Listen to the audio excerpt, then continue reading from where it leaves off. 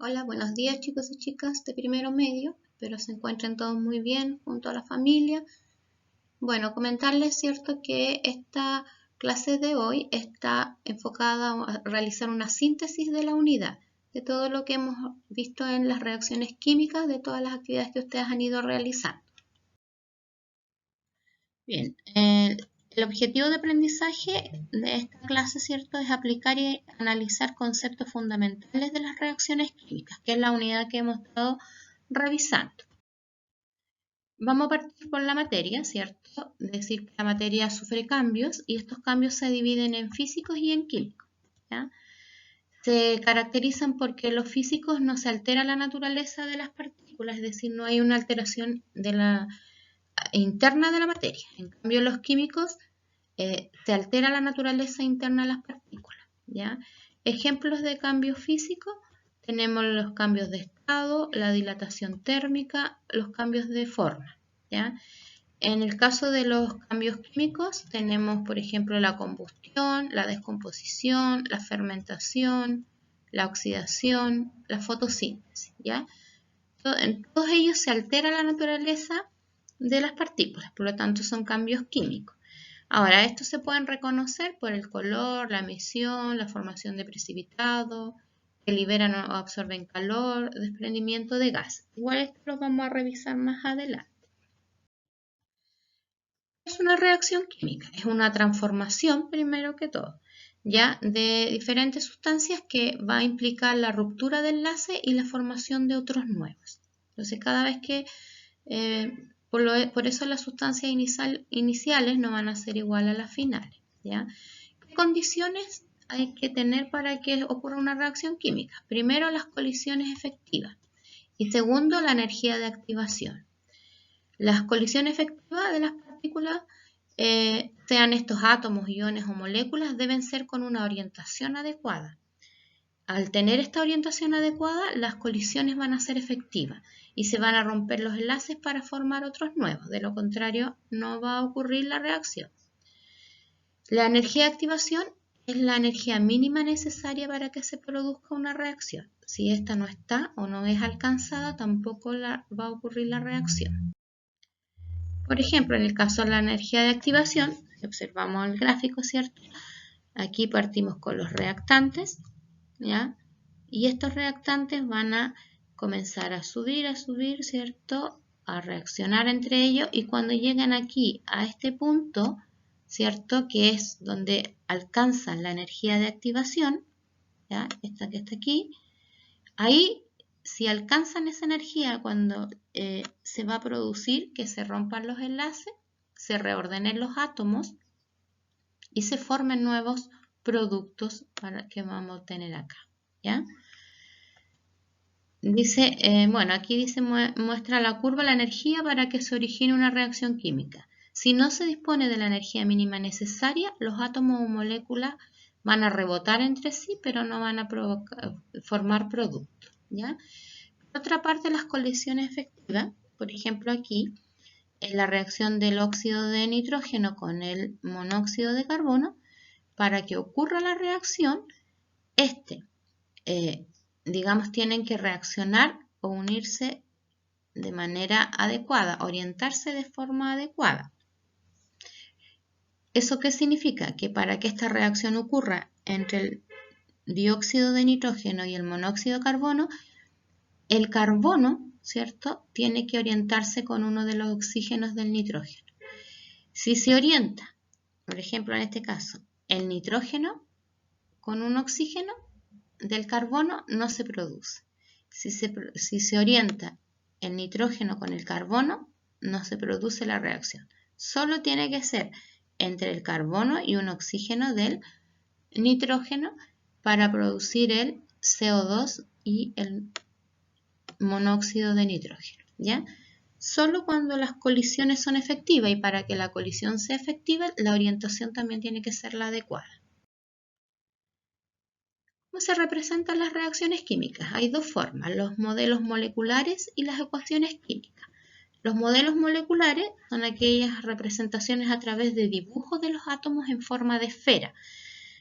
Hay nomenclaturas, digamos, para determinar el tamaño, para determinar el color, pero son a través de esferas, ¿ya? Y la otra son las ecuaciones químicas, que son la representación simbólica y abreviada de una reacción química, ¿ya? Aquí vamos a tener los coeficientes estequiométricos, ¿cierto? Que son estos que están aquí adelante de cada fórmula. Aquí tenemos 2, aquí tenemos 1, que no se escribe, y aquí tenemos 2, ¿ya? Toda reacción química va a tener siempre, al representar la ecuación química, va a tener reactantes y va a tener productos, ¿ya? Las flechas que están al medio, ¿cierto? Me van entre que separa los reactantes de los productos, me va a indicar que se transforma. ¿Qué significa transformarse? Significa que se van a romper enlaces, se van a reordenar átomos y se van a formar nuevos enlaces, ¿ya? También una ecuación química me va a indicar el signo más aquí en este caso, por ejemplo, me indica que reacciona con. Entonces yo aquí puedo decir que 2 moles de hidrógeno gaseoso reaccionan con el oxígeno, ¿ya? Todos los números pequeños, los subíndices, me indican la cantidad de átomos. Aquí significa que tengo 2, digamos, del oxígeno, tengo 2 de oxígeno, 4 de hidrógeno, etc. Estas letras que van entre paréntesis son los estados de agregación, que pueden ser sólido, S, líquido, L, G, gaseoso, y AC, acuoso. Acuoso significa que está disuelto en agua.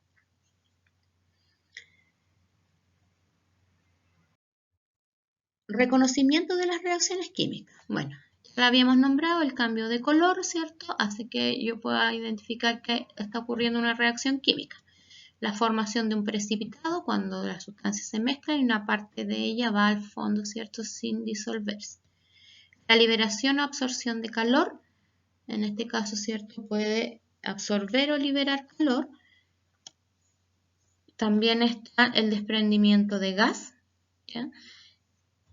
Por ejemplo, o las burbujas o la efervescencia que uno ve en una reacción, también es, digamos, es una forma de reconocimiento. La emisión de luz, ¿ya? Por ejemplo, acá, de acuerdo al compuesto, va a emitir, son ensayos a la llama, ¿cierto? Va a permitir distintos colores. Por ejemplo, el litio, el cobre es verde, el sodio es amarillo, etc.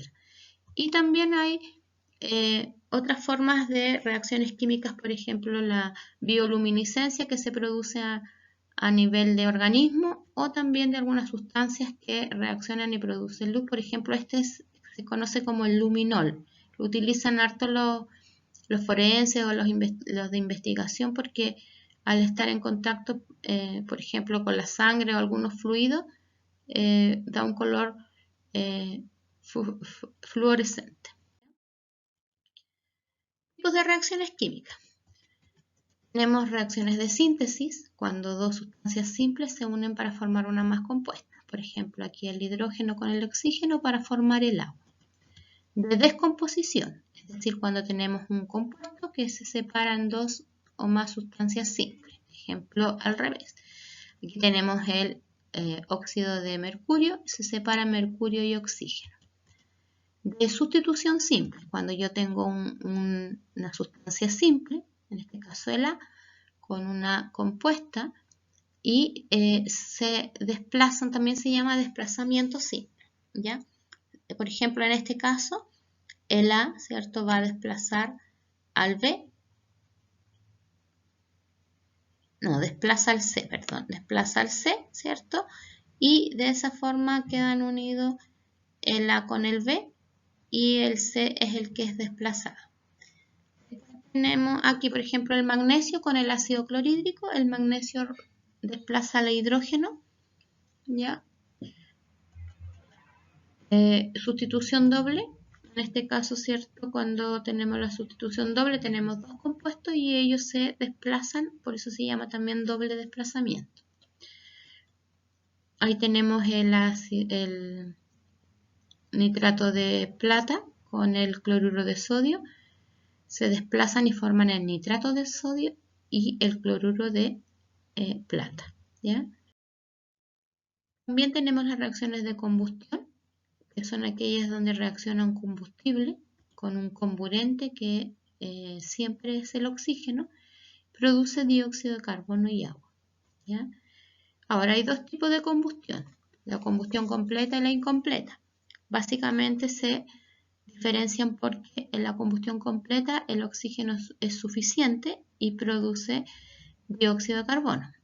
En la incompleta el oxígeno es insuficiente y aparte de dióxido de carbono también produce monóxido de carbono, ¿ya? Esa es la diferencia, la cantidad de oxígeno que en este caso es el comburente, que va a hacer que la reacción ocurra o no. Otras son las reacciones de neutralización. Las reacciones de neutralización son reacciones entre un ácido y una base y van a producir siempre agua y sal. Un ácido es una sustancia, ¿cierto?, que tiene una gran cantidad de iones hidrógeno y la base que tiene iones hidroxilo, ¿ya? Los ácidos sabemos que son agrios, por ejemplo, las frutas como la naranja, el kiwi, son sustancias ácidas. Las bases, ¿cierto?, tienen sabor amargo, son jabonosas al tacto, por ejemplo, algunos lavalosa, el jabón, ¿ya? ¿Cómo ocurre esta reacción? Es entre un ácido y una base y ocurre de la siguiente manera. El hidrógeno del ácido va a reaccionar con el grupo hidroxilo de la base, con el OH, y cuando eso lo hagan va a formar el agua. Por lo tanto, vamos a tener como producto siempre agua. Y la sal se va a formar entre la parte catónica o de la base, que en este caso el metal, la parte aniónica del ácido, ¿ya? Y va a formar la sal. Ahora, siempre esta parte catónica significa que es positiva, es decir, la parte que va con el hidroxilo siempre va a ser positiva y la parte que va con el hidrógeno siempre va a ser negativa. Entonces, cuando ellos se unan, siempre se va a unir siempre el positivo primero y después el negativo. Es decir, esto no me podría dar ClNa, ¿ya? Porque estaría malo. Tiene que ser NaCl, porque siempre va primero el positivo y después el negativo. Aquí les puse un insecto, porque muchos de los insectos a veces inyectan una sustancia ácida o una básica, ¿cierto? Cuando te pican. Por ejemplo, en el caso de la abeja, cuando pica, inyecta una sustancia ácida. Entonces, para neutralizarlo, se le pone una base. Por eso se llama neutralización, porque cuando ellos reaccionan, se neutralizan, pierden sus características. Entonces, la picazón o el ardor o la molestia que me provoca el que me pique, por ejemplo, una abeja, es porque me inyectó un ácido. Entonces, para contrarrestar eso, yo le agrego una base. Entonces, puedo agregarle, por ejemplo, bicarbonato de sodio, amoníaco, que son sustancias básicas. En el caso, por ejemplo, de las avispas, es el contrario, inyectan una sustancia básica.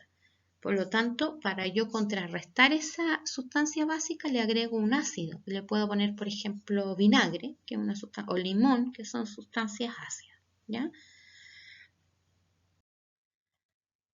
Bueno, todas las reacciones químicas se rigen por la ley de conservación de la masa. Esta fue planteada por Lavoisier y dice que la materia no se crea ni se destruye en una reacción química, sino que solo se transforma, ¿ya?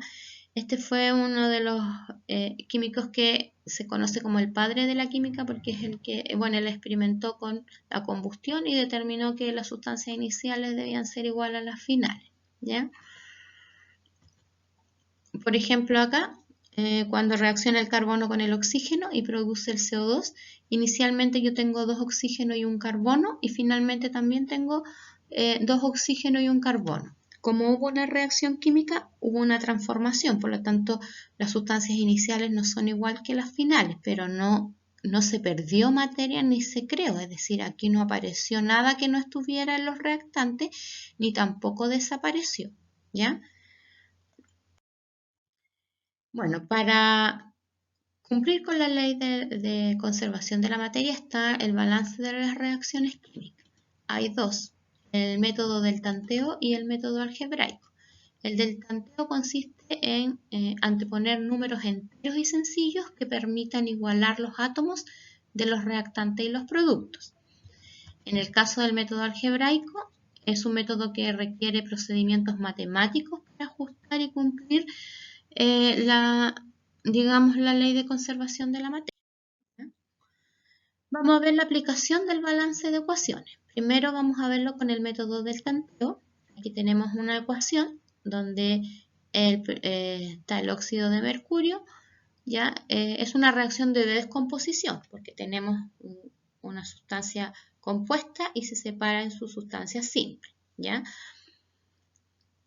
Lo primero que hay que hacer es verificar la cantidad de átomos en reactante y producto. Recuerden que la cantidad de átomos, según la ecuación química, ¿cierto?, me lo daba el subíndice. Acá en este caso, como no tengo nada, significa que tengo 1, porque el 1 en química no se escribe. Entonces tengo un mercurio y acá también tengo un mercurio. Aquí tengo un oxígeno, pero aquí tengo 2, ¿ya? Tengo 2 oxígenos. Por lo tanto, ya basta con que uno no esté balanceado para que haya que balancear la ecuación. El segundo paso del método del tanteo es agregar delante de cada fórmula números enteros, ¿cierto?, que me permitan balancearlo. Entonces, si yo miro el mercurio, con el mercurio tengo 1 y 1, por lo tanto no hago nada. Pero el oxígeno tengo 1 y el hidrógeno, y aquí al otro lado, perdón, tengo 2.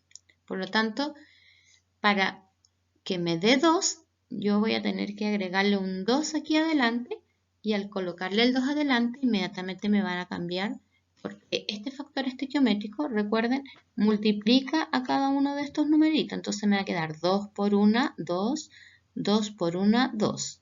¿Ya? Entonces, si ustedes se fijan, ya balanceé lo que son los oxígenos, pero se desbalanceó el mercurio, porque aquí me quedaron 2 y aquí tengo 1. Por lo tanto, ¿qué tengo que hacer? Poner un 2 delante del mercurio, ¿ya? Y ahí me va a quedar 2 por 1, 2, por lo tanto, voy a tener 2 de mercurio, 2 de mercurio, ¿ya? Entonces, ¿cómo lo verifico, cierto? Los reactantes, tengo 2 de mercurio y los productos 2. En los oxígenos tengo 2 en los reactantes y tengo 2 en los productos. Eso significa que la ecuación está balanceada. Vamos al segundo caso, que es el método algebraico. Dice que primero tengo que escribir distintas letras delante de cada sustancia. Estas letras van a representar los coeficientes estequiométricos, que son los numeritos que van adelante, ¿cierto? En este caso lo voy a llamar A, B, C, D. La segunda es contabilizar el número de átomos por elemento, tanto en los reactantes como en los productos. Entonces vamos a verificar. En el primer caso tengo carbono, ¿ya? Y significa que al tener carbono, aquí tengo 3 carbonos, pero como le llamé A a todo esto, voy a tener 3A. Voy a ir al otro lado de los productos y voy a ver dónde está el carbono. Y el carbono está aquí y tengo 1, pero pertenece a la D, por lo tanto es una D. ¿Ya? Después voy con el hidrógeno. El hidrógeno tengo aquí 8. ¿Ya? Pero se llama A, por lo tanto va a ser 8A. Y aquí el hidrógeno tengo 2. ¿Ya? Pero le determiné la letra C, por lo tanto voy a tener 2C. Y el oxígeno, aquí tengo 2, pero se llama B, voy a tener 2B. Y acá, ojo, porque tengo oxígeno en el agua y tengo oxígeno en el CO2, por lo tanto los tengo que sumar. Aquí tengo 1, pero este pertenece a C, por lo tanto una C, más, ¿cierto? Aquí tengo 2, pero es D, por lo tanto 2D. ¿Eh? Tercer paso. Formar igualdades con el número de átomos de cada elemento. Es decir, aquí vamos a hacer la primera igualdad. Para el carbono, 3A igual a 1D, me va a quedar así. La segunda me va a quedar 8A es igual a 2C.